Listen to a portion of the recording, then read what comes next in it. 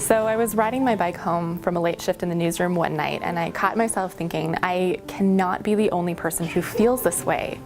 My newsroom, like so many newsrooms, had just gone through a very public and painful shift in personnel. And it had me thinking, you know, is the career that I would like to have realistic for me? And I was adjusting my expectations accordingly. There were jobs being eliminated, there were jobs that were being outsourced, everybody over a certain age was being encouraged to retire, and everybody under a certain age was working on a contract that could end at any time.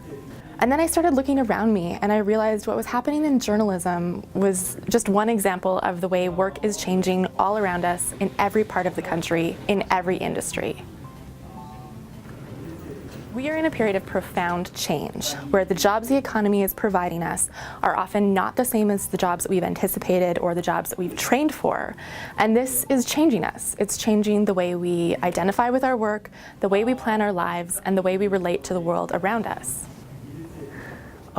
They don't know that I'm looking for a job. I had been out of school for, I believe it was 18 plus years before I went back to school. And essentially, you know, people do what they can to survive. My name is Jessica Barrett, and I'm the 2013-2014 Michelle Lang Fellow in Journalism. Michelle Lang was a Calgary Herald journalist who was killed while on assignment in Afghanistan in 2009. She was known for her passion for journalism and her talent for covering social issues, as well as being a beloved friend and colleague here in the Herald newsroom, where she's very missed. Being able to spend a year developing this project as part of her legacy has been just a complete honor.